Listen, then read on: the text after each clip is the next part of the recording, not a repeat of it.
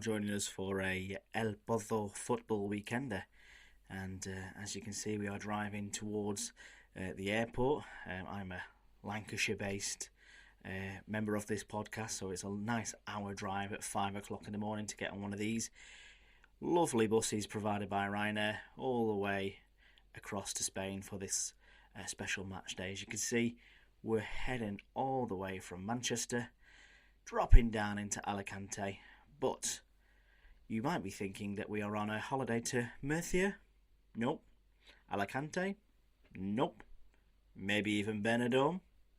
Nope, not today. We are currently on our way to the extreme north of Murcia, and this is just me looking to meet up with my El Pozo colleagues because welcome to Yecla. That sounded so much better in my head.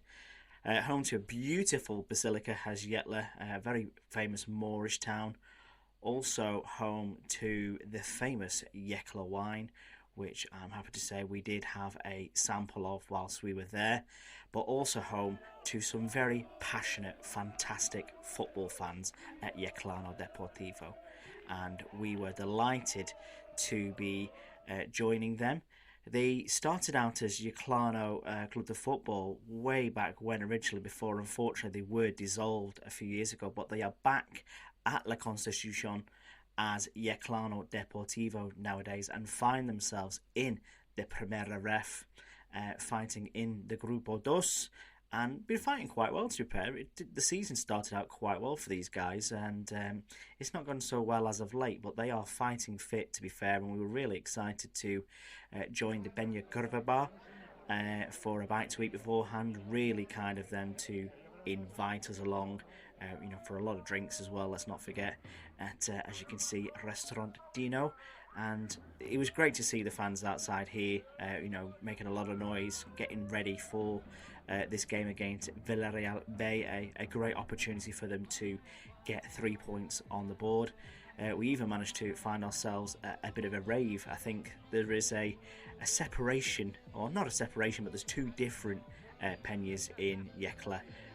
One a bit more traditional, and this one seemingly a bit newer and a bit younger might be the way for me to describe them, but that is not a criticism at all. However, we did get out onto the pitch as soon as we walked into the stadium. We were shown around the facilities. We bought a shirt, but as you can see, it was pissing down with rain, so we quickly found ourselves some cover. And as I mentioned before, Yeclano Deportivo are fighting at the wrong end of the table, really. Currently, they were 16th at the time of kickoff, as you can see on the table. But as I've mentioned, a great opportunity for them to kick on and pick up some points today. The fans here are absolutely brilliant. Really, really noisy in the Curva Bar section with the people that we ate our meal with and had a few drinks pre-game. Bouncing up and down all game. Now, this was the bad part.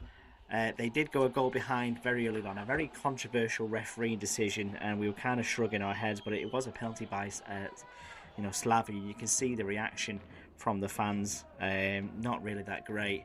However, it didn't take too long for Deportivo to get back into it, and as you can see, a brilliant penalty from Pau Perez, sending the stands into raptures, and that got them back to 1-1.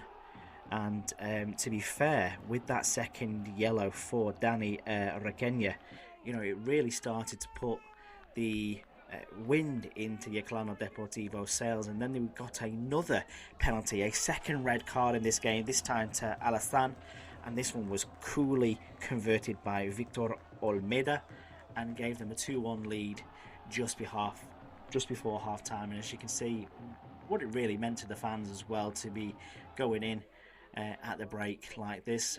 In the second half, we decided to go and stand in the Fondo Sur in the pouring down rain, so there were 4 crazy Brits down there.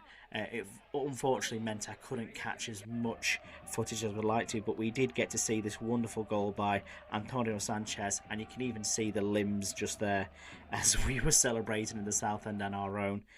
We did get to speak to the managers in the press conference after. This is Alvarez, Villarreal B's manager. Didn't have much to say and quite clearly wanted to get away quite quickly. Hernandez, the Yeclano manager, thought the pen was dodgy that they were given, that they received.